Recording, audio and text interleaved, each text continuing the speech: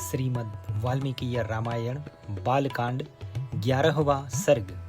सुमंत्र के कहने से राजा दशरथ का सपरिवार अंगराज के यहाँ जाकर वहां से शांता और ऋष्यशृंग को अपने घर ले आना। तदनंतर सुमंत्र ने फिर कहा, राजेंद्र, आप पुनः मुझसे अपनी हित की बात सुनिए, जिसे देवताओं में श्रेष्ठ बुद्धिमान सनत कुमार जी ने ऋषियों को सुनाया था। उन्होंने कहा था, इक्ष्वाकु वंश में दशरथ नाम से प्रसिद्ध एक परम धार्मिक सत्य प्रतिज्ञ राजा होंगे। उनकी अंगराज के साथ मित्रता होगी। दशरथ के एक परम सौभाग्यशालिनी कन्या होगी, जिसका नाम होगा शांता। अंग देश के राजकुमार का नाम होगा रोमपाद।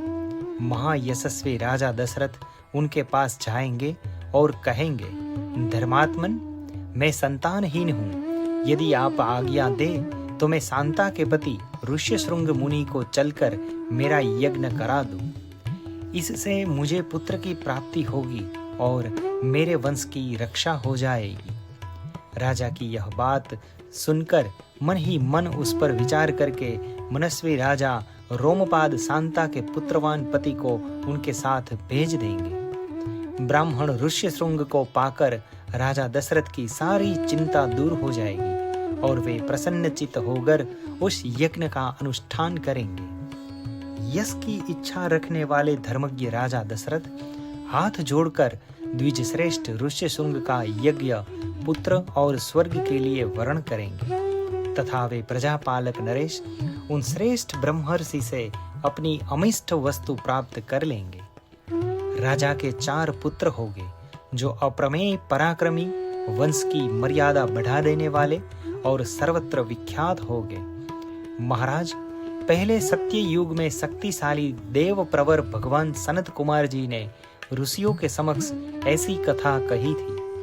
पुरुष सिंह महाराज, इसलिए आप स्वयं ही सेना और सवारियों के साथ अंग देश में जाकर मुनि कुमार ऋष्यशृंग को सत्कार पूर्वक यहाँ ले आइए। सुमंत्र का वचन सुनकर राजा दशरथ को बड़ा हर्ष हुआ। उन्होंने मुनिवर वशिष्ठ जी को भी सुमंत्र की बातें सुनाई और उनकी आज्ञा लेकर रनिवास की रानियों तथा मंत्रियों के साथ अंग देश के लिए प्रस्थान किया, जहां विप्रवर ऋष्यशृंग निवास करते थे।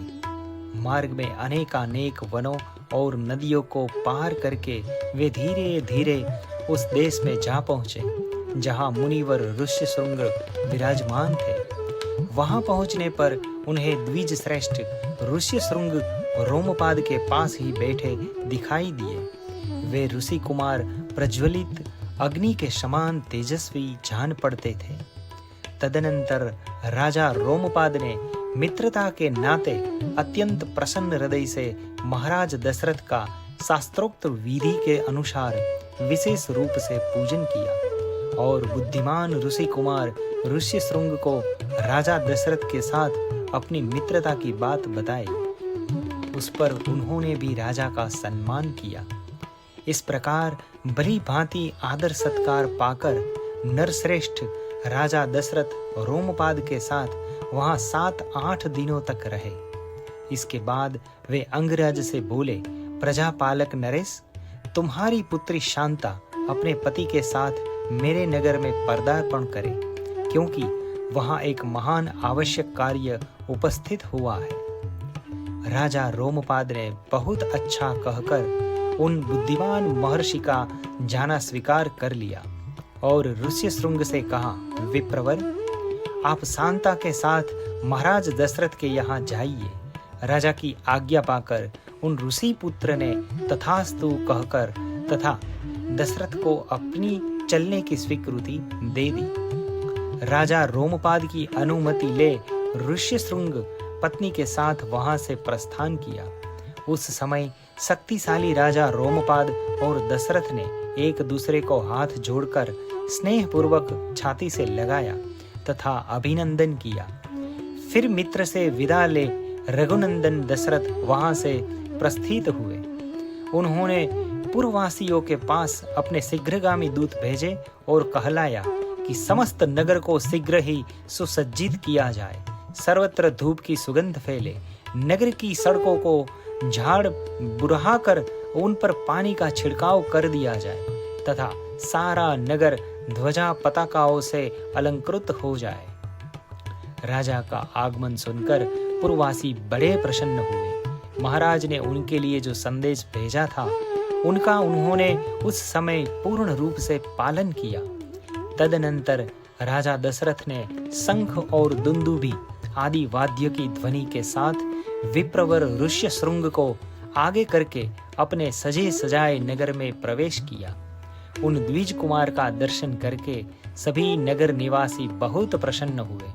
उन्होंने इंद्र के समान पराक्रमी नरेंद्र दशरथ के साथ पुरी में प्रवेश करते हुए ऋष्यशृंग का उसी प्रकार सत्कार किया जैसे देवताओं ने स्वर्ग में सहस्त्राक्ष इंद्र के साथ प्रवेश करते हुए कश्यप नंदन वामन जी का समादर किया था।